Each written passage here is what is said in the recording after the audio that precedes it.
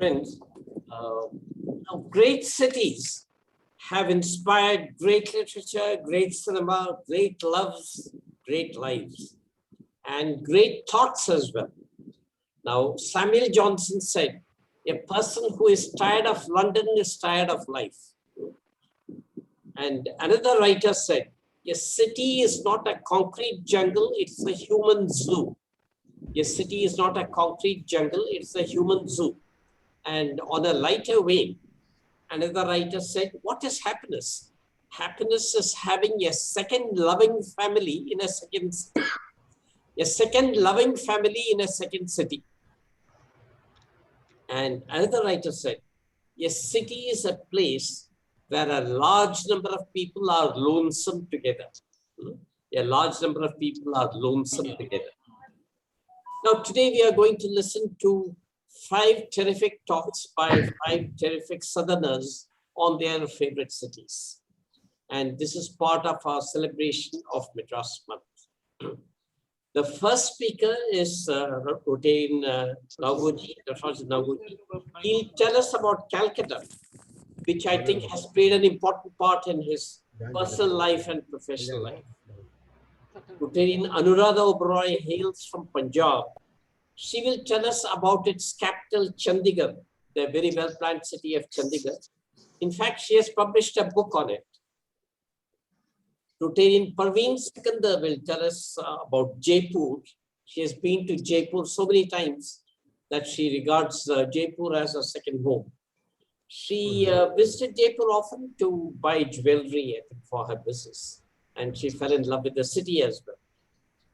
Seshadri will tell us about Bombay, where he studied and grew up.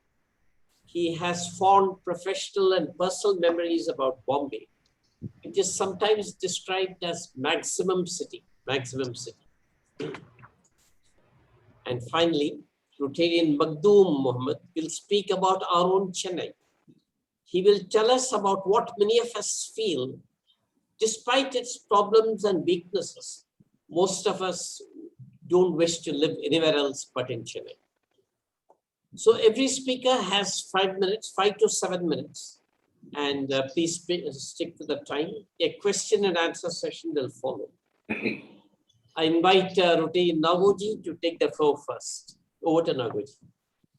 Thank you, Madhu, for that exemplary introduction of what is going to happen today. And I'm so happy that you're asking me to talk about Calcutta, because Calcutta, first 23 years of my life I spent in Calcutta. Story has it that my grandfather migrated to Calcutta in the 40s. And my father did his high schooling and college in Calcutta, and after I did my schooling and college, first 23 years. Excuse me, Nagoji, can you come closer to the speaker? Because now, can you hear me? Mic? Yeah, mic, yeah, sorry. Okay. So I have spent my first 23 years. I think you put mute. Everybody on mute? Yep. Somebody is wanting dinner. Okay. So Calcutta is a the city of joy, and it's lovely talking about Calcutta since I have very fond memories of Calcutta. Calcutta, is very passionate. People are passionate in Calcutta. People have a lot of feelings in Calcutta, and they're passionate about politics. They're passionate about sports, especially football. They're passionate about music. They're passionate about culture. They're passionate about art. And that they speak in such a high tone, and people who are watching would think that they are all fighting with each other. The Pada, every Pada has got his Adda. Pada is a locality, and Adda is a place where the people meet. Every lane has a corner where the young boys, say from a high teenager to 30, 35, 40, would meet over cigarettes and tea. This is the basic ingredients of the basic what they consume during the Adda, which goes on from late evening to early evening to late evening. Cigarettes and tea, and they will talk about politics. They will come to nearly literally blows, but they will all settle down happily and go back to their home. The older people, like Subramaniam said, would meet in Deshapriya Park, in Raspberry Avenue, would meet in Dhakuria Lake, and all the other parks in a more moderate tones. They too would be discussing the sports, the politics, and other things. It seemed that nobody worked in Calcutta. When I was at least in school, I thought that nobody worked. There's so much of time. If I worked for 2 years in Calcutta as an RTA clerk, I saw that they would come to office at 11:30 with the dhoti and that Punjabi. 11:30 they will come. 1 o'clock they will go for lunch. Again they will come at 3:30, go for tea at 4:30, and go home at 5 o'clock. And I don't know how work was ever done, but they did that. And this is one of the main reasons, Calcutta fell away. Like Madhu said that Mumbai is known as the maximum city. There was a time when Calcutta then was known as the maximum city. You talk about industries, Birla, Goenkas, Dalmias, all were from Calcutta. Talk about films, A.K.L. Sehgal came from Calcutta. And you have you got all the filmmakers, right, from Satish Ray to Mrinal Sen to Tapan Sinha to all these people, Bimal Roy, all these people were from Calcutta, and slowly they went to Mumbai. So it was the capital of business. It was a capital of art and culture and films. All the studios were in Calcutta. But somehow over the years, because of communists and the 60s, the Naxalites played a havoc. I remember my brother was sent, when he was in class 9, he was sent to Bishop Cotton, Bangalore by my father because he found that things were not quite all right for young people. By the time I came to 9, I think it normalized and I didn't have the opportunity to go to Bangalore to study in Bishop Cotton's. But things were very bad at the time. But the passion, that was always there, whatever it may be. It could be Naxalites, it could be communists, but the fun they used to have in the lane, in the adda, in the pada, was something that can never taken away from them. The love, the passion, the fun they used to have. That was very, very important. And this, when you talk about pada, at 2 o'clock in the night, I remember 1 o'clock, 2 o'clock in the night, I remember one this side and that side they would be fighting. Soda bottles would fly and stones would fly, and we would all be watching. 1 hour it will happen, and then they will all go away. Police, of course, would not even bother to come there at all. Sports, the Baton Cup. If I don't know how many of you have heard about Baton Cup, the hockey tournament. The first hockey tournament when the British were there was started in Calcutta. Football, we all know what about Calcutta. The people in Calcutta, it is believed once everything, business went, art and culture, films went to Mumbai, the intelligent people, so they say the hardworking people migrated from Calcutta. I don't think Bhaumik was one of that, because he came here primarily for Ruma, for nothing else. So, but the intelligent people, I believe, that we were told that they all shifted from Calcutta because there was nothing else in Calcutta. And I remember going to a friend's house. It would look like a bhoot bangla.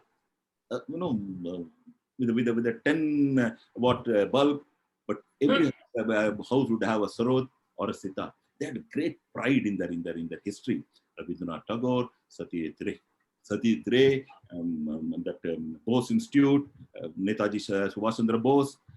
They had all those people there, and they always felt that they were superior. They always felt they were superior to the Biharis and the UPs, because Calcutta was flooded with Biharis. All the rickshawalas were Biharis, all the laborers were Biharis. They always felt very superior to them. What are the things that I remember about Calcutta?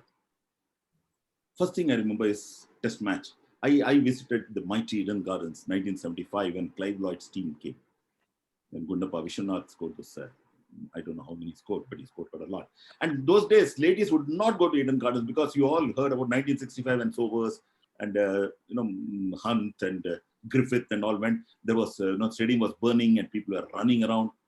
It would always end up in some fight in all the stands. So people only male members would go. Nowadays, of course, there's changed. The ladies also go to the stadium. But that is one thing I remember very, very well. And football. See, those days there was no TV, so we did not see the likes of Messi or Cristiano Ronaldo or Chelsea or Manchester United. Those days it was only Mohan Bagan and East Bengal. We were all, it was like a DMK ADMK there, Mohan Bagan or East Bengal.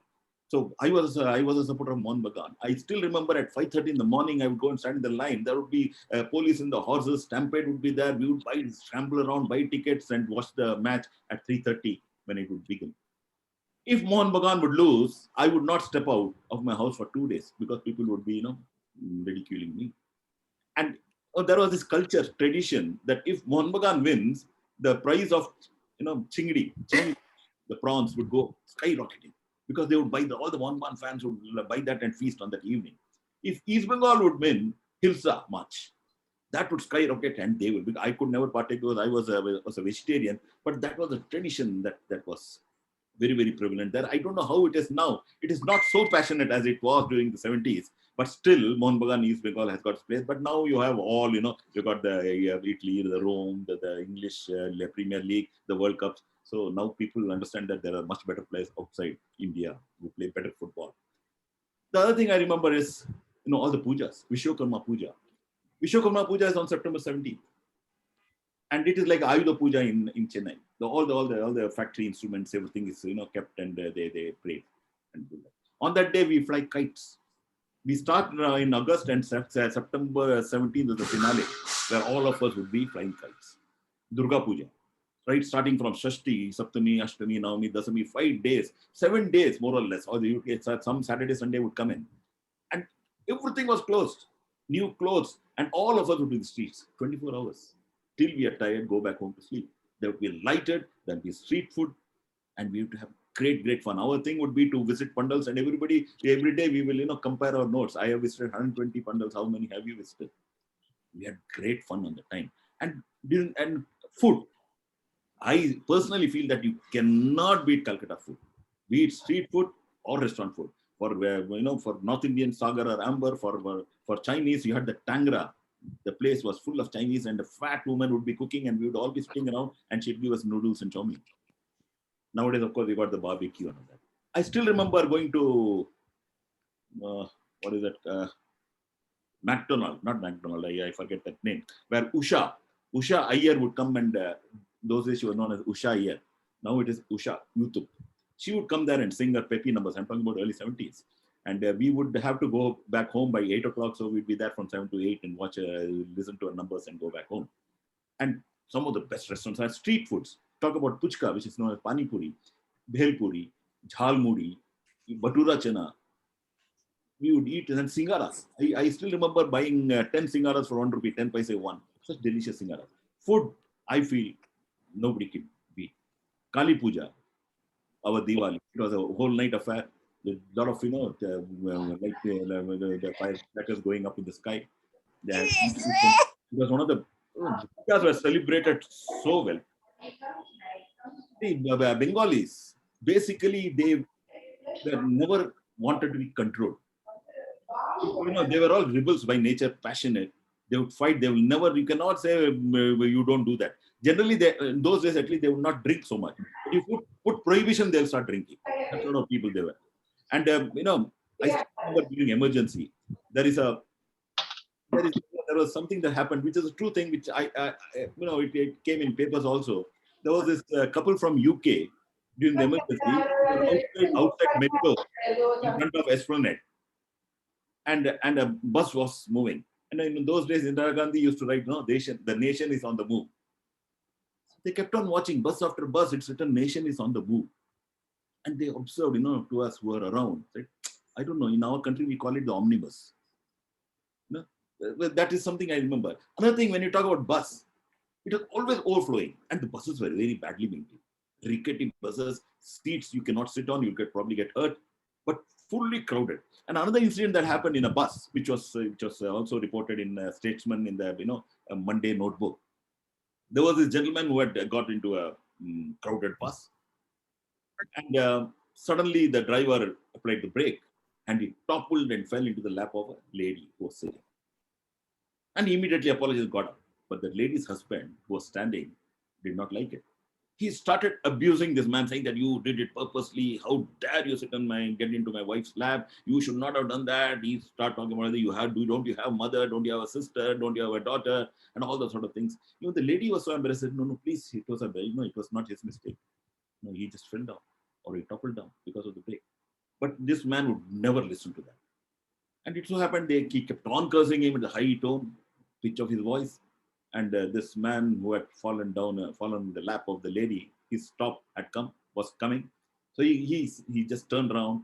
He took out his card, visiting card, and gave it to this man and said, "Sir, I know you are really, really, really, perturbed and really annoyed with what has happened. But let me tell you, it is not my mistake. But if you feel so badly about it, here is my car. You can come to my house and sit for a few seconds in my wife's lap. So, there was the humor was always there as an undertone in all the people there. Though they would be passionate, they would be fighting, and they had so much of time. If you go in the Maidan and stand and watch the sky, you just stand and watch the sky. 10, 4, 15 people would come around you and start watching the sky. After some time, they say, "What is that, Dada?" They had so much of time. They had so much of leisure, and they were really in an intellectual way. Even in any Bengali, even person in a tea shop would speak about communism. You talk about Karl Marx, and you talk about Lenin. He would talk about Chunni Goswami, P.K. Banerjee, because footballers of those days. He would talk about Lloyd. He would talk about English cricketers. They had a lot of knowledge, and there was only radio that time. Only with radio and of course the papers. The Bengali papers were there. With that, they gathered all the knowledge, and they would discuss it threadbare every evening, and fight over cigarettes and tea. It was a place of great fun. My friends for last 55 years, we keep meeting. Even 15 minutes back, I was talking to them every Wednesdays and Saturdays. We are known as 5 Pandavas. There was a Gujarati, there was a Marwadi, there was a Punjabi, there was a UP, and me, a Madrasi. And even now, we meet every Wednesday and Saturdays over a couple of drinks on a WhatsApp call. All of us meet, and I go twice a year to Calcutta. Of course, last 1.5 years, Corona, I could not go. They came for my daughter's marriage. 55 years, we are still going strong.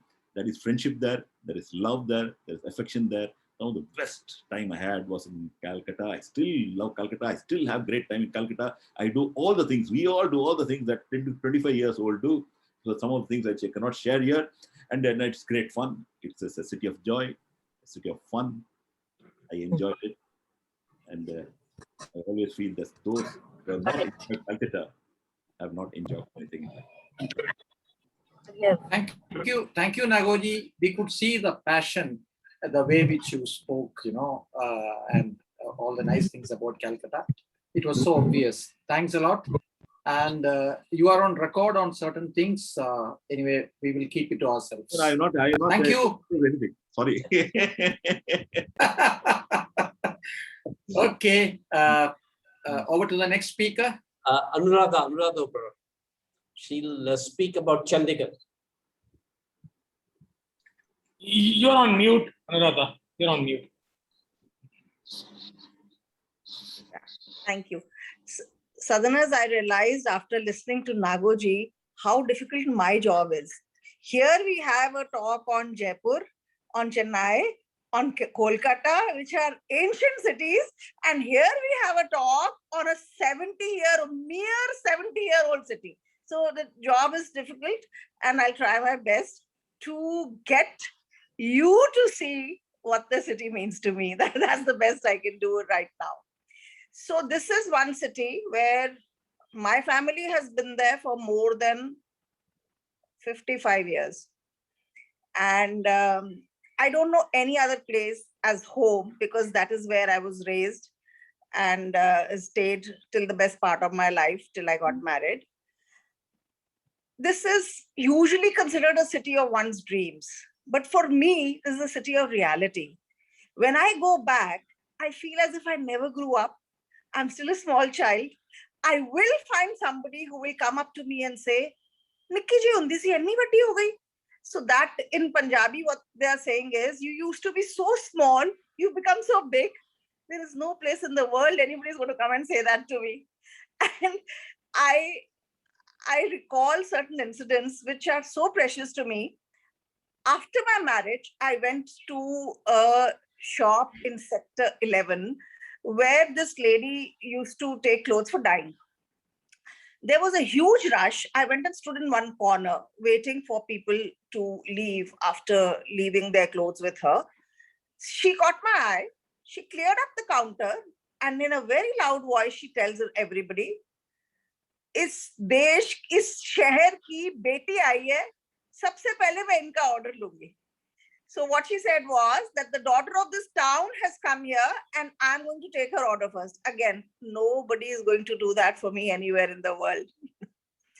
Then I there is a dry cleaner there who I had known since childhood. Last year, I went to him, I gave him clothes, and I told him that you please take the money from me now. I'll send the driver to pick them up. He looks me in the eye and he tells me, "Paise to main judge saab se lunga." I said, "My father is 86 years old. You can't do that." I said, "I can very well take care of this aspect of my life. You don't have to trouble my father over this." He again looked me in the eye and he said, "Is baar to unse hi lunga, agli baar dekh lenge." Now, actually, they are only showing their love and affection for you. You can't even take offense. At the end of the day, it will make you feel very warm that people cherish the old values of what a daughter is and would like to much rather prolong the sentiment than take money from me. So these are things which kind of endear Chandigarh to me because they mean so much.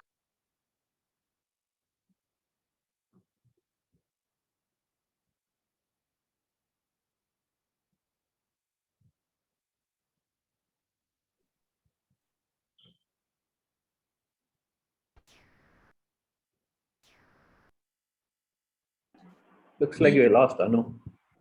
Just wait for a minute. Let's see whether I can call her or something.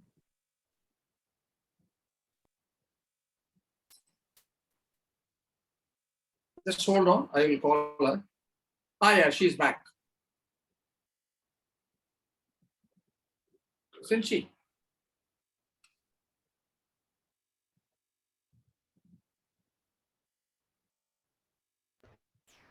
She's using a mobile phone, maybe charge or signal missing. Yeah. Yeah, she's back. I'm really sorry. I don't know how that happened. Writing this, compiling and editing this anthology, which is going to be released on the 28th, has been a huge learning experience about Chandigarh. I never knew that the trees planted in Chandigarh are not a horticultural delight. They are actually a work of art. So where which tree goes, why by the footpath, when are the leaves shedding, when will the light be coming in, how they are going to cut the glare, why the divider has bougainvillea, what is the purpose it serves, why there are primarily 6 kinds of trees which have been planted, what are the uses of those 6 trees. This was a huge learning for me. I had no clue that so much thought had gone into why the trees were chosen the way they were chosen. And those who have visited Chandigarh would maybe know that the shedding of the leaves is a beautiful sight. You feel as if you are in a small town in Europe. It is also the mecca of education in that part of the country. The best of schools and colleges are to be found in Chandigarh. And though I personally have never found the city to be very cosmopolitan, there is a distinct preference of Punjabi taste in the city. Why I say that? Punjabi restaurants will always be full. You try and set up a Gujarati restaurant, it will not work. Marathi, no other restaurant will work except a Punjabi restaurant, which you are sure to find people frequenting. So they are very fond of their food. They are very, let's say, resistant to experimenting. But they will experiment with the Italian and Mexican cuisine, but not with our regional cuisines. Something which really amazes me, you see. So on a lighter vein, I asked somebody, have you ever tasted Sindhi food before? He tells me, I have been to Sindhi Sweets. That's a sweet shop in Chandigarh. Its name happens to be Sindhi Sweets, by the way. There is no difference between Punjabi food and Sindhi food.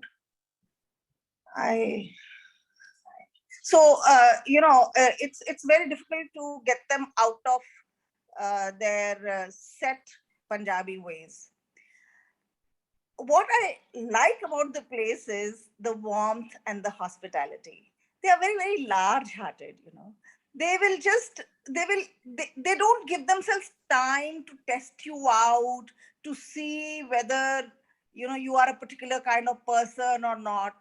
If they meet you, they have liked you, they have enjoyed your company, rest assured the following week you will be in their house for a meal. That is their way of showing how much they appreciate you and would like to know you better. It'll surprise a lot of people that for Punjabis and Chandigarhians, if they have not broken bread with you, they will never say that you are a friend. They will say, I know so and so socially, but I have never been to their house. They have never come here. So this concept of having eaten in each other's house or having shared a meal is very, very important to be able to say that I know this person. I don't know if it is true in other parts of the country also, but it is definitely very true about Chandigarh. Another thing, when you leave the place, you realize how much the place meant to you, because it's so beautifully laid out, scrupulously clean. Amenities are all in place that you take it very much for granted. Only when you go out, you realize how special the place is.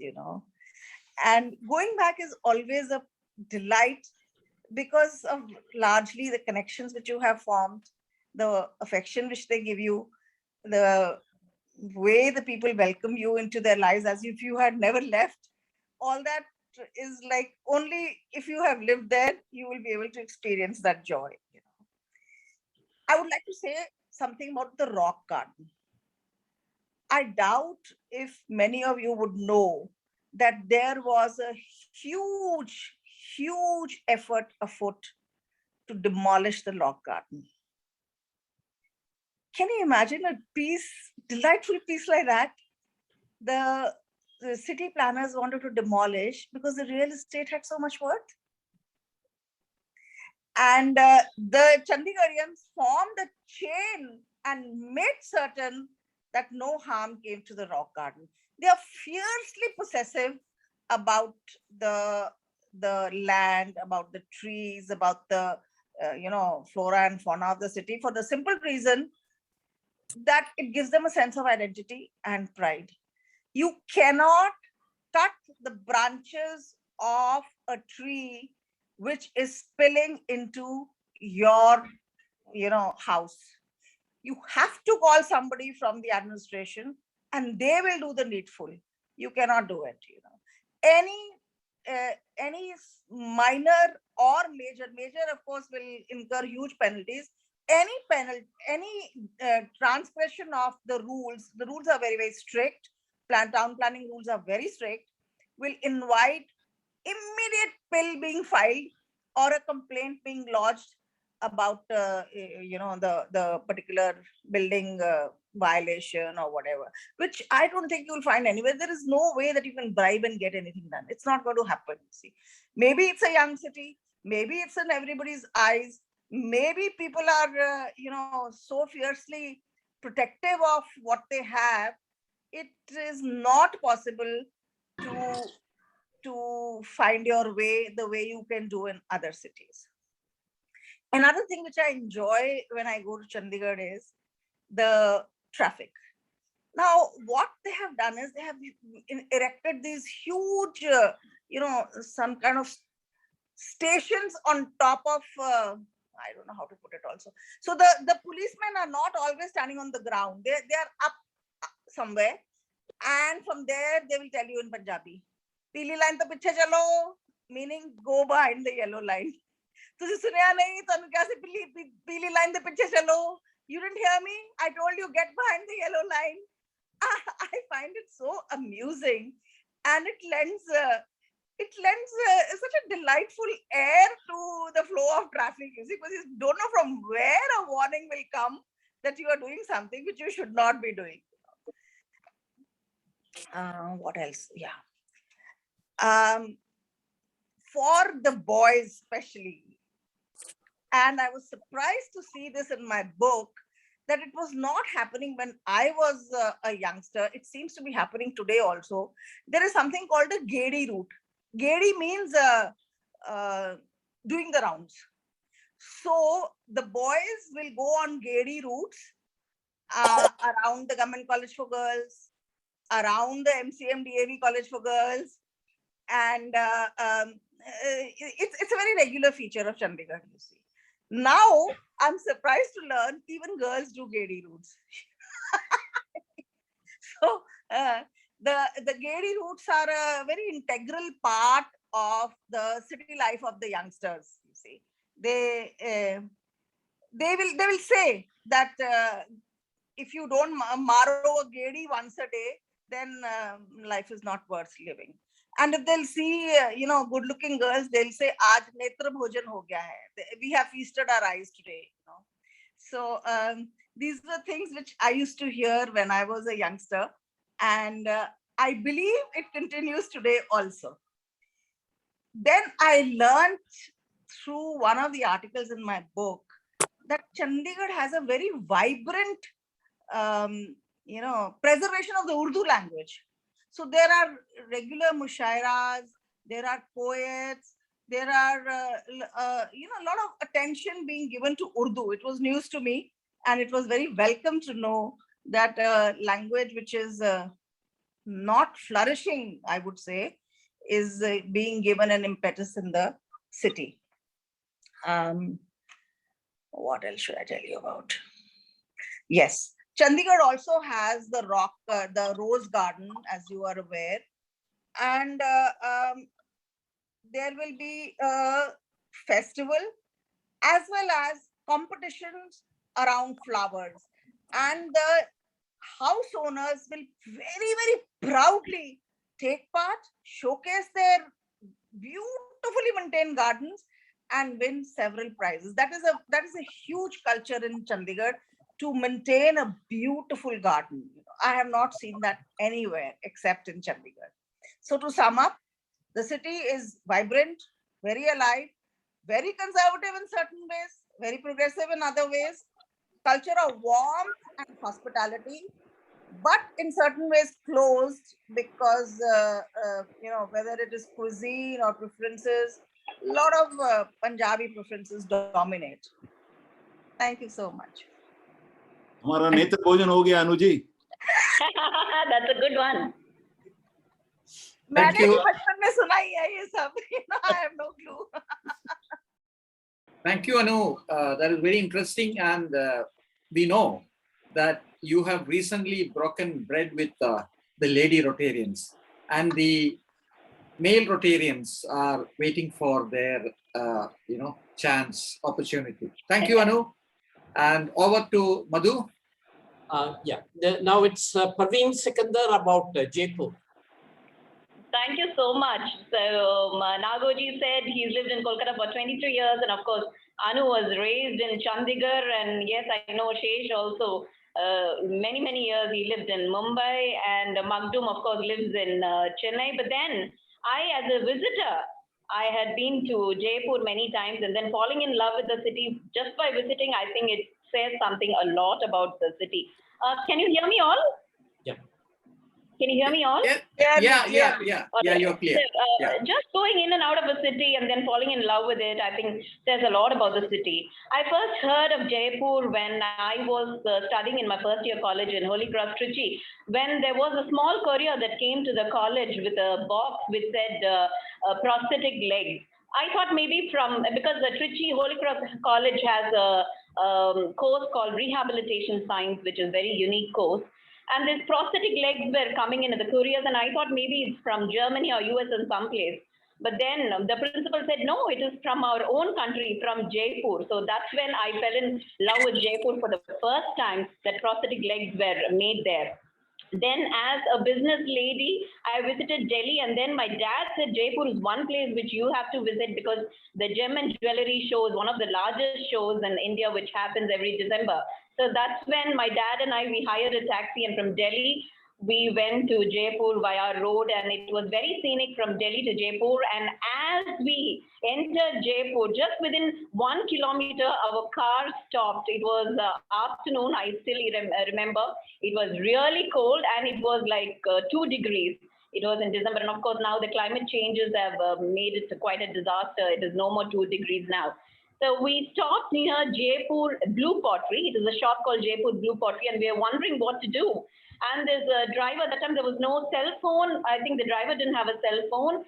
And then he was trying to connect with somebody to repair the car. And that's when a boy about 17, 18 years from the shop, he welcomed us in and saying that, why don't you come in and see our shop? In broken English, he called us. And then with my broken Hindi, and I told him, hum andar aayenge, aapka cheezein sab dekhenge. So I said, and then we were there, and then they were having their lunch, and can you believe it? They offered lunch, and then we couldn't resist it.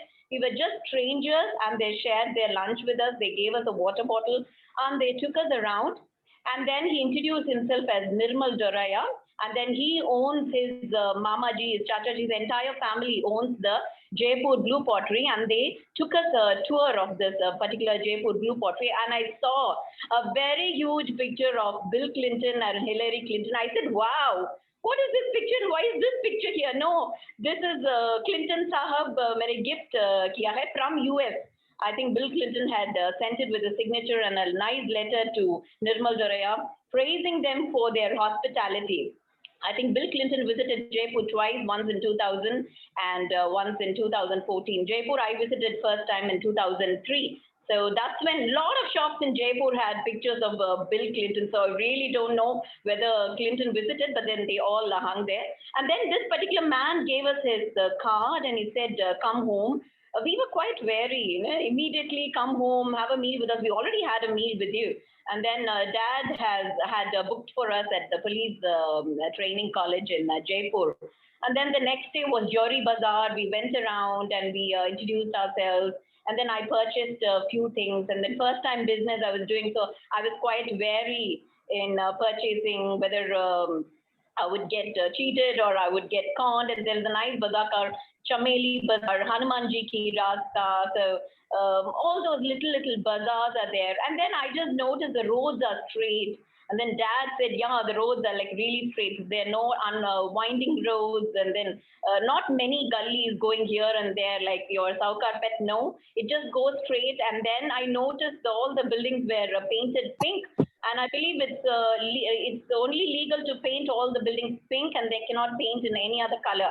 I was like awestruck. And then my dad and I think it was just like half a day of jewelry purchasing, and the rest of the 3 days we went around sightseeing.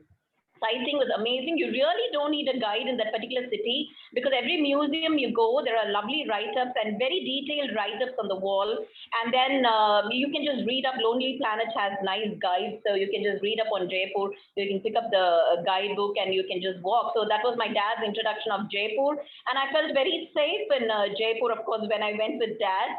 Then, of course, like in any other city, it is not the safest of the places to be in for women to walk in the night. And then police have kept both, and now the airport also has clearly warned visitors and then travelers not to venture out after a couple of incidents were reported in Jaipur. And of course, there was a bomb blast as well in Jewelry Bazaar right after I came back.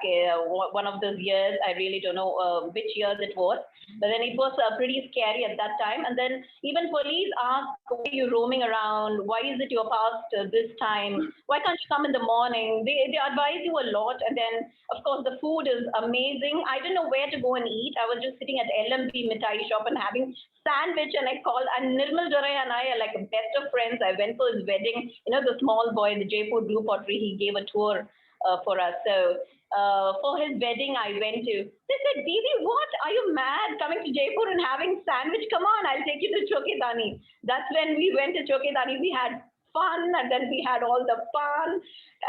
Of course, the pan, there was like, what pan do you want? And that guy was looking at me. I said, Sada pan, don't spike it with anything. So we had a last laugh. We came to the hotel, and then he dropped me. He was very paranoid about my safety. So Nirmal and I go really long days back. And then once I was also there during the kite festival. I think somebody also mentioned the kite festival now. I think Nagoji mentioned the kite festival, which happens in January. So we climbed up buildings, and it's an international kite festival. A lot of foreigners that come. And then one day we went to, there is a small place called Udaipuria, which is a small, not the Udaipur, it's Udaipuria, which is about 40 kilometers from Jaipur. So we went in the tuk-tuk truck, and on the way we stopped on the rasta and ate misi roti, and then we had papad, and we also had some lassi, matka lassi. And can you just believe it? The bill was just 80 rupees, and I couldn't really believe that bill was 80 rupees for like 5 of us ate. And so all sorts of fun we had in Jaipur. It's the best of the places for anybody. For a solo traveler, I really think there is one city. You really don't need a partner to tag along with you. You don't need a mate to tag along with you. And you have a lot of budget-friendly hotels, like 4-Point Sheraton. It's only 3,000, or during the off-season, it's only 2,500. It's a beautiful hotel, which is on Tonk Road. And then there are all other hotels also. And of course, you have the really big 5-star hotels, Rambagh Palace, which is a must-see hotel. It's really a beautiful place and must-see. Of course, it's very expensive, and then reservations are a must. I had a small incident at Rambagh Palace. I didn't know reservations are a must. So Salman and I, my son Salman and I, we just walked in without reservation, and they said no, they cannot give us a seat because the table, because the reservations are a must. But then there were 2 Americans who walked in, and they gave them a table. So I went up to the American and asked, sir, do you have a reservation? He said, no, we are just walk-in guests. So, and I called up that waiter and I said, listen, Britishers left India in 1947, and I know why they ruled us. And this is 2016, and you still do this to us. He was ashamed, and the foreigner was also ashamed. And he said he doesn't want to eat there, and he got up and he left. And I also just left, and that's when the PR damage control happened. I think the general manager and the service associates, everybody came running, and they apologized. And of course, the meal was on the house for us. To point out the mistake, the meal was on the house. So I told my son Salman, I think I should point out a lot of mistakes now in hotels. But then they were courteous enough to even drop me back to my 4-Point Sheraton hotel. So that's the kind of hospitality. And then, as Anu also told, in Chandigarh, people get invited a lot. Even in Jaipur, my artisan's house, all my artisans, I have more than 20 to 25 artisans.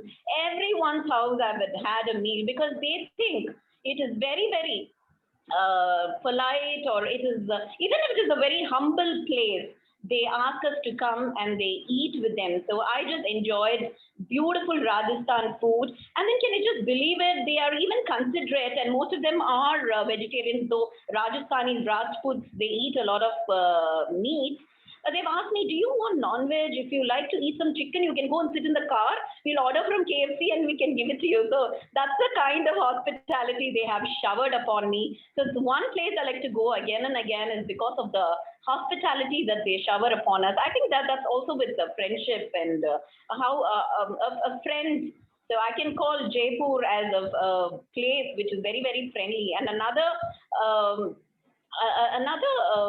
very big event that happens in Jaipur, which has to be mentioned here, is the Jaipur Literature Festival, which is a free festival, international, one of the largest in the world, I guess. So that's when I wanted to go and meet Salman Rushdie, and I was very disappointed that he was banned from the festival. But then I went and ate a lot, because that day there was a huge arrangement, because a lot of celebrity writers were coming from across the world for that particular festival. And I met some of my friends from Doordarshan as well. So I had a VIP pass inside. I was doing anything but seeing the writers. We were all eating because they had the kebabs and they had arranged everything for the writers. So that's when I also met a lot of friends, and then we exchanged business cards. And Jaipur is one place which I like to go again and again. I think there are no direct flights now to Jaipur. You have to go via Ahmedabad. And then I'm just waiting for this pandemic to get over. And then I want to go and fly my kite in Jaipur. Thank you, everyone. Thank you. Thank you, Parveen. You make all of us want to go to Jaipur again. Now, Seshadri will speak about Bombay.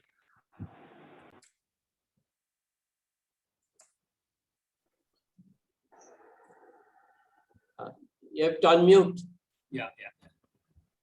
Can you hear me now? Yeah. Yes. As you all know, the original speaker on this topic, on this city, was Rajan.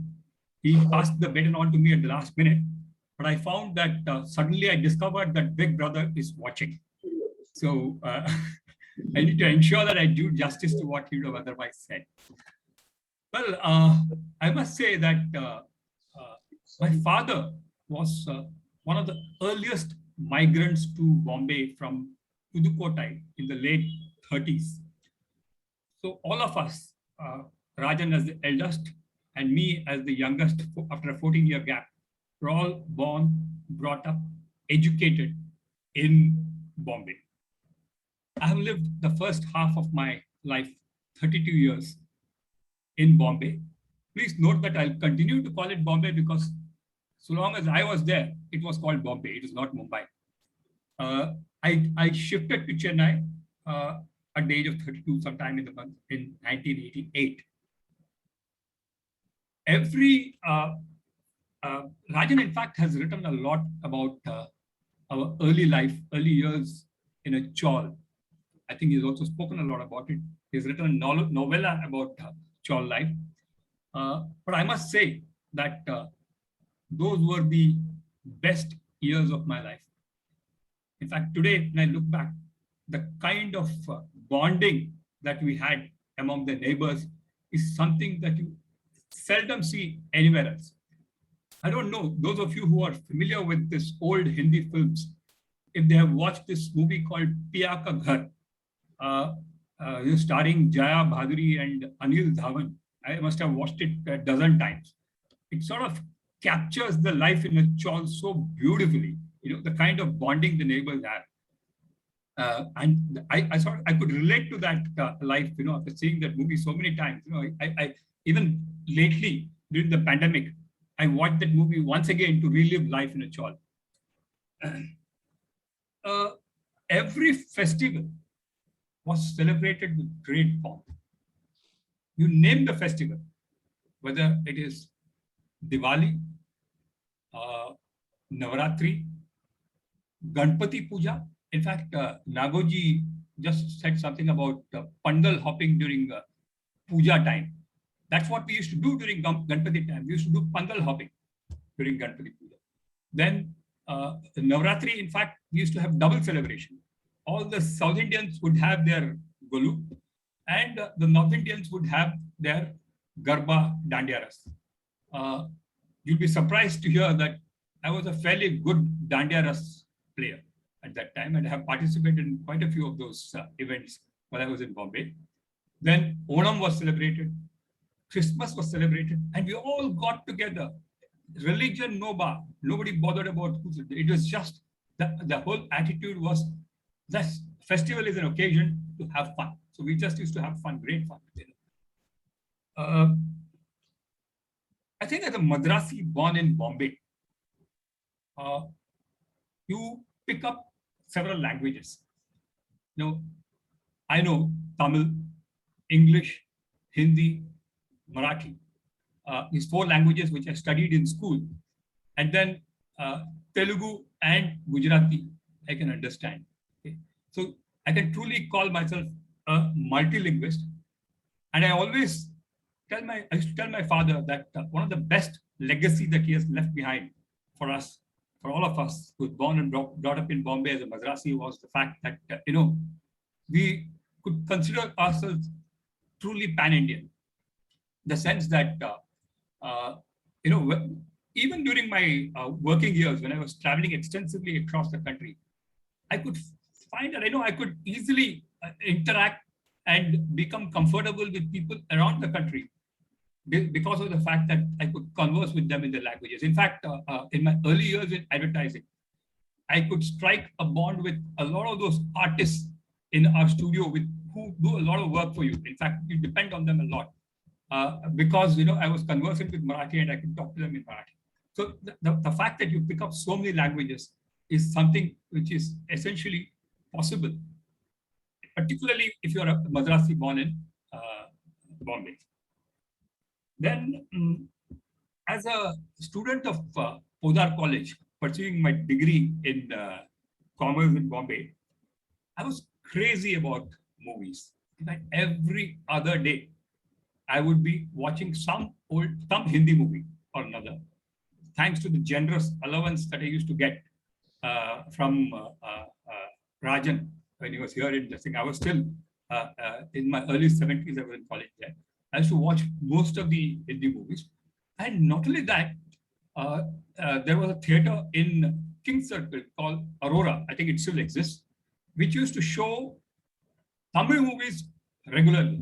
And I was a great fan of Shivaji Ganeshan. I would never miss a single Tamil movie in Aurora or anywhere else where it was shown. Not only that, every year or every season, we used to have these troops, drama troops from Chennai coming over to the Shanmukhananda Hall in Bombay. You know, most of the famous drama troops of those days, you know, like R.S. Manohar, Cho Ramaswamy, Katadi Ramamurthy, Y.G. Parthsarthi, most of them used to come to Bombay and perform their shows at the Shanmukhananda Hall every year. And it used to sometimes happen twice a year. And I would make sure that I buy a season ticket, because that's a time when you would find that the entire South Indian community, especially the Tamilian community of Bombay, used to congregate in that hall. I would often find that a lot of alliances used to be discussed among parents about their prospective daughters and sons getting married. So, this is something which was possible only because there are Madrasi in Bombay. Then I believe Bombay is also a place that encourages professionalism. You know, whoever you are dealing with, it could be the housemaid, it could be the auto driver, taxi driver, it could be the vegetable vendor in your neighborhood, or it could even be the janitor with whom you interact, the lift janitor with whom you interact every day. You know, there's a certain professionalism in their work culture.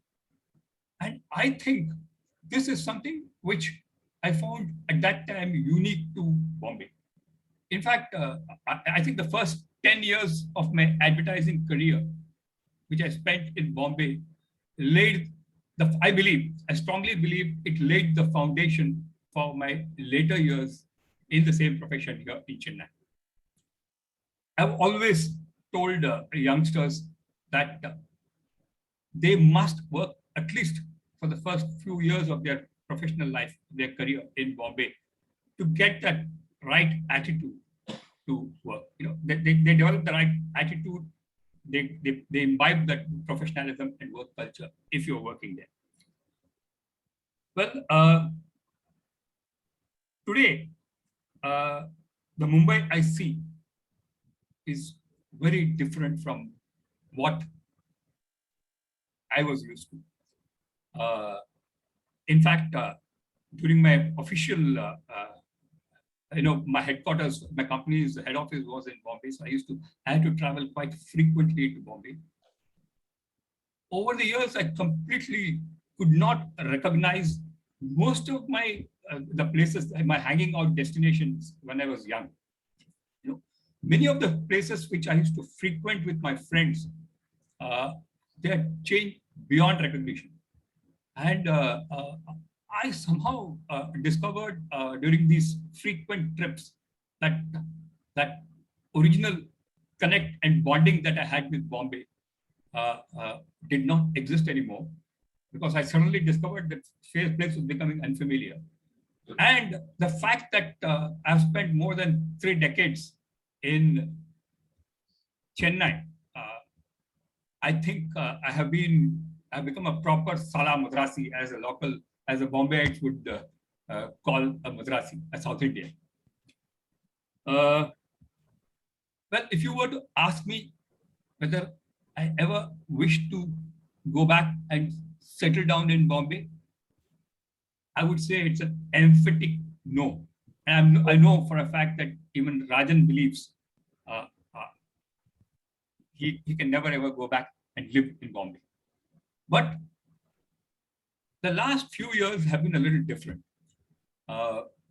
My daughter, Shweta, has settled down in Bombay. And I now find that my two delightful grandchildren who are there now have become a huge magnet for me to want to visit Bombay regularly. You know, I believe that no amount of video calls can sort of compensate for being physically with those children and cuddling them. And that's something which sort of draws me to Bombay today. And I would love to go back to the city, mainly for this one reason, if not for anything else. Thank you very much. Oh, thank you, Seshadri. I'm very glad that you have decided you want to go back to Bombay. that was a charming portrait of Bombay. Now, Magdoom Mohamad, about good old Chennai, Singara Chennai. Thank you, Madhu. Am I audible? I hope I am. Yeah. You are. Yeah, sure. Fine, okay. Coming as the last of the 5 speakers, it's a challenging, to keep you all entertained, and at also the same time talk about Chennai. Why should I talk to all the Chennaiites about Chennai? And then maybe much more than what I know. And I just wanted to take you through my experiences, like how I started my life in Chennai, and then just tell you a bit of a story. In fact, I came to Chennai when I was 13 years old. It was a tradition in my family that, the first son in the family is always moved to Chennai. I was from a town which is like 600 kilometers from Chennai, the coastal town in the south of Tamil Nadu, near Tirunelveli and Tiruchendur. Then I came to Chennai when I was 13 years old. I was in a boarding school. I was very fond of movies. Those days I would watch all movies, especially in Tamil and English. So I was in a boarding school. I used to get 2 days off, every month. So I used to take a bus. Those days we used to have that PTC bus. What is MTC today was green PTC bus. Even the color was like same, as long as I remember, Palavan Transport Corporation. As a 13-year-old boy, first time in Chennai, knew nothing about Chennai. I was directly put into a boarding school. I used to take the bus and then watch all the movies. I used to do 2-3 movies in a day. Typically, we'll come around the lunchtime, have lunch, do my first movie, second movie, even third movie sometimes. But every time I found that city is always welcoming. I did not know where to get on, which theater. Sometime I would go. Early to get a ticket. And then I found that city welcoming. There's always somebody to tell you where to get down. And then there are people who will say, okay, hey, your bus stop has come, and then get down and right from Anna Theatre and Mount Road up to Tambaram, because I was in a boarding school, which is in Pandalur. So up to that, I had seen several theatres on the way. And a number of movies that I've seen. So I found that city is very welcoming, and also it's very safe. As a 13-year-old, first time I never felt I was not venturing out, risking whatever. I found that it's very interesting city to be part of. My first love with Chennai happened right the day I landed in Chennai. And I found that Chennai is very culturally, very strong, and also the language spoken. I remember those days. Once I remember. I was crossing the road, and then tried to bump into I was walking and crossing the road, tried to, I'm about to bump into a two-wheeler or somebody. Then there's guy, Veetla solittu vandittiya. What is Veetla solittu vandittiya for a 13, 14-year-old boy? So Chennai, but these days we find that these languages are very common. In Chennai, it has become part of our dialect. But the 13 solittu vandittiya is something which I hope it is very unique to the city.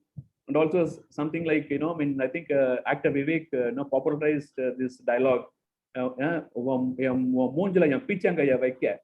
means, I'll keep a left hand on your face. I'm kind of abusing somebody. Which are all very unique language slangs for Chennai. I'm sure other cities might have, but I find them fascinating. Other interesting dialect that I come across, which fascinated me in the early years, is Pallulam Pagadatingiram. Come on, what a way to call. You do because you deserve to do that, all these kinds of language always fascinated me. Chennai has been that way, very culturally strong, and they're very connected to the language we speak here. Okay. And Chennai is also, I find, they're very passionate about the city. I'm not sure whether is there any city in the country which has got its own day. We have a Chennai Madras Day. I don't know whether there is some other city day, like, no, and so that means like we are very passionate about our culture, heritage, and then over the period of years, like, this Madras Day has really, really grown. So, and I mean, people are very proud of our culture, and then we also show it out. We never, like, I mean, we wear our collars all the time. We show that we're passionate about our culture. And which city would have stand out for our culture, like Jallikattu? In fact, if not for Chennai, Jallikattu would have gone. There was very strong, very, very strong stand against Jallikattu. And then, in fact, even our courts were very close to banning Jallikattu. It is Chennai that stood out for Jallikattu. Today, nobody will dare talk about Jallikattu as a bad sport. So Chennai is like very passionate about what they feel. So I think Chennai is like Madras is not just a city; it's like mixture of emotions, like, and passion and emotions, come up in what we do. And also, I find that the quality of life is very good in Chennai. I think which no city can, really, really give. I mean, if you look at the crime rate is very low. It is safe. I mean, as a 13-year-old, in the 80s, I found that it's very safe to go. Compared to, I would not say that 100%. No, it is safe in maybe in some other parts of the world, but its crime rate is very low compared to any other city. And then, and the people also always respect for other people. I mean, because like people take others by the face of it. Like, I mean, we always respect people, respect for mutual. Even when you go outside, respect for other people. Still today we'll find that people respect other people. They don't judge you by your size and your weight and then what you are, and then city accepts you as you are. That's what I feel. And then respect for women. No city can match it. I can bet that no city can match it. One simple Anna, we are like Tamil, the Chennai people and the Tamil, they are very interlinked. There's some sentiments like, when one word of Anna will move mountains for women. If you call somebody Anna, can you do this for me? Panaringla, a lot of people. One word Anna will really, really make a lot of difference. It's a safe city for Chennai. In fact, a couple of years back, one of my female colleagues from Germany had visited Chennai. So, like, I took her out for dinner, and and she and her daughter were there. Took her out for dinner. They were staying in La Meridian. So after dinner, it was very late, so in fact, I booked a taxi for her. Like, I think it was Ola or Uber. I booked her, and then, and I offered to take her to, it was like, she felt that she spent a couple of days in Chennai and she felt absolutely safe. She said she had been in other parts of in the country. And then she said that she felt absolutely safe. And then, people, welcoming, accepting that you don't have to worry about me. I will take care of myself and go back. That's kind of safety, and then this the quality of life that the city offers. And also, like, another I mentioned to you that people accept you as you are. Like, in fact, if you go to another city, especially if you're a foreigner, like I've experienced this. People, oh, you're so fair, from which country you are. Your skin color make a lot of difference in other cities, but here in Chennai, like, never. In fact, I've been with my colleagues to several places, several times. Nobody even cared to ask about, okay, oh, you're so fair, and okay, there's a look. If you're a foreigner, there is always look, but never people bothered about your skin color. And then I found that it is very amazing, very unique for our city. Okay, and then it is educated city. A lot of intellectual people here, and then city has also produced a lot of educationists, and that way it's very educated. And then movie tickets. Among the metro or big, metro and sub metros, you will find the movies tickets are very cheap here. I don't think we can ever get a movie for $150 and then sitting in a high class, the best of the class in a theater. The same thing would be like 250 or 300 rupees more. And then government has made some policies that, where tickets cannot go up. Even today, in a best of the theaters, we will find that there are tickets available for 10 rupees. First 2 rows are reserved for the downtrodden, or 10 rupees. I don't think which any other city has got it. So it's all makes city very livable, and then, and it's a very, the cost of living and the standard of living is very good in Chennai compared to any other city. And beach, very few cities in the country can boast of, beach. We have Marina, the longest, second longest beach in the world, and and the beach and the Sundal. I don't know, maybe some other city will have some other eatable snacks. It's part of it, but it's Marina and Sundal, and then we can never forget it. And then so many other places, like which are very unique to Chennai. And also the food. I'm sure that like there are a lot of food capital, but Chennai has got our unique food, right from coffee. We find Kumbakonam degree coffee. I think you will find more Kumbakonam degree coffees in Chennai than anywhere else. Some of my friends, they can't start their day with tea, for example. And they say like the day has to start with coffee and probably the coffee of Hindu. So that's and then you get all kinds of food. I remember as a as a school-going boy, I used to have Burmese food, which was like selling opposite Burma Bazaar. Street foods, all kinds of, not only you can get dosa, you can get sambar, and there's so many eateries. I don't have to name them, like Ratna cafes and etc. We all know, but there are certain other unique things like the Burmese food. I was wondering how it's Burmese because of Burma Bazaar's connection. We have athos and moingans. I used to really freak out on them because they're so cheap. As a student with a very small pocket money, I used to really enjoy, all those food. Even now, there are so many other places where you get very good food for a very, very cheap price, Okay, and if you look at it, music for the city, we have both musics, like, we have Carnatic music. Which other city has got its own music festival? December, my friends come all over from US and other Europe and other parts of the world just to listen to the Carnatic music that we all have here. And then there's a music season, and all equally we also have Ghana music. From North Chennai. Like I was like listening to some of the after our project last week in the Perambur. I was watching their videos of the Tolargal.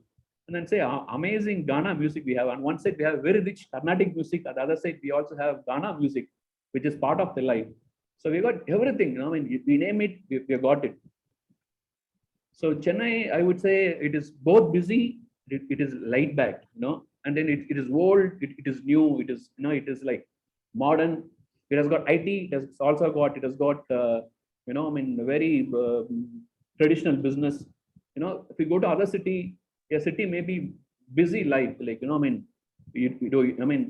morning you start, you come back at night, and then you don't have any life at all. Then sometimes you don't even see your children. You only see them sleeping, and then you have to start your life very fast. Some cities good weather but snarling traffic, but and some cities they're very like they think they're high flying. At the same time, very difficult for an average people. But Chennai has got everything. We got good life. And at any point of the city, we can reach in half an hour time, or maybe 40 minutes to one point to other point. So it has got everything. And then ideal sun. In fact, I found it very fascinating. We have ideal sunrise and sunset. My brother, who lives in another city now, he wakes up at 4 o'clock because the sun rises at 4 o'clock there. But in Chennai, sunrise never before 5:30. At any point of time, winter, summer, So and it's not very ideal weather. Though we have sultry climate, but it's very ideal. We don't have extreme weathers. 20 degrees is winter for Chennai people. That's why we call it like we have hotter and hottest climates.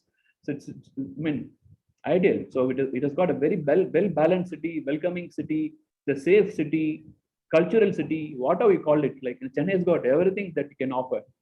And to close this, I just wanted. It's also made a lot of difference in my life. Because when I was in my second year in college, I think now when 19, 20-year-old, I happened to see a young girl, for a split second, and then only later to realize that she became a life partner, So that's how the city has been, it made a lot of interesting takes in my life, and then I really I find that fortunate to be part of Chennai. Though I'm not born in Chennai, but fortunate to be part of Chennai and making Chennai my city. And then whenever I go, after a few days, my urge calls me back to the city as soon as possible. Thank you all for the opportunity. Thanks, Magdoom. I think you captured Chennai very, very well. Now, Ranjit, it's 11 minutes past 8. Now, should we have questions or? We can have a few questions, Madhu. Yeah. Okay, fine. Please feel free. I just want to make an observation, Magdoom. You spoke about Marina and Sundar. In Bombay, it is Chowpatty and Bhel. Yeah. Exactly. Yeah. That's a popular combination. Yeah. Observation what I made was towards the end, right? Icing on the cake. Right? Well, now I know why you like Chennai, Magdoom. Yeah. Beautifully narrated. It was like the Bombay, the movie, Split Second. Yeah.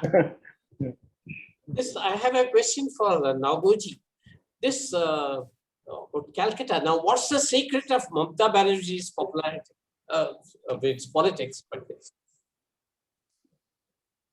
is Nagoji there?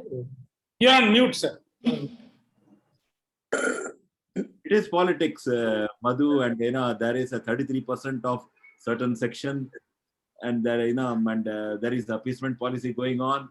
And Bengalis, as I told you, generally do not like anything which is Hindi. So for them, the BJP party is a Bania party. Okay, and they consider themselves as intellectuals, and they don't like this. But they call Bania the traders. They are only worried about making money. And these people, they think they are far above. And they were, those days you had such people there. So they really do not identify themselves with any of the northern parties. And they were, that's why, fully communists. And Mamata came and broke that bastion and she got in. And now they don't have an alternative. Now since communists are not there at all, and there is a section of people who are fully with Mamata, and they are now slowly becoming, they need 33%. So Mamata will rule there, but I don't know for how long.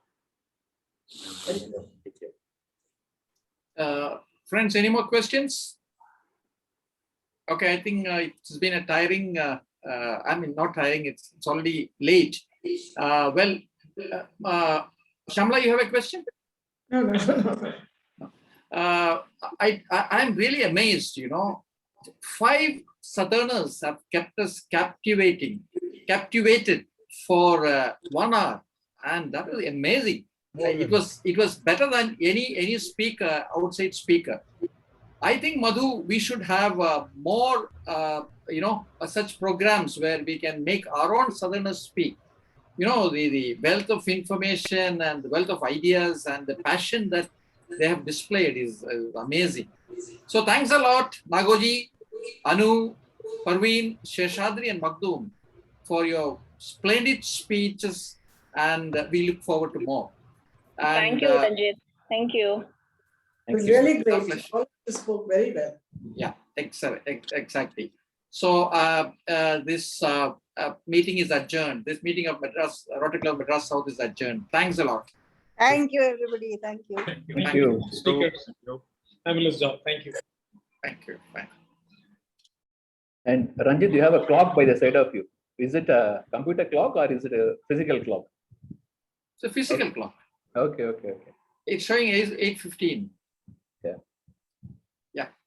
Now all the past presidents, they look behind the president. That's the issue. Not in front. Okay, but that you have to tell us. We are going to have a session on that split-second incident. We are going to create a movie on that, and you leave it to me. I will write the script. I can vouch for that.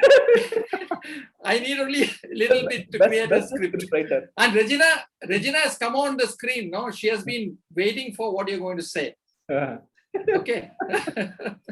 Okay, it was nice, Magdoom. You spoke about the whole thing about Chennai. You didn't leave any. In fact, I want those Thodargal to come and have a Ghana part in one of our sessions. We can invite them. They sing so well. Yeah. Absolutely amazing. Absolutely. Okay. Okay. Hi, Sam. Okay. Bye-bye. Bye-bye. Bye-bye. Bye. Hey, Dr. Ravi, how are you? Bye-bye, Sam. Sam, Bhaumik here. Yeah, Bhavik, how are you? How are you, man? Excellent. Really nice seeing you. I keep attending whenever I can. You heard what? I keep attending whenever I can. Okay, okay, that's good. That's good. Okay, bye-bye. Good night. Okay.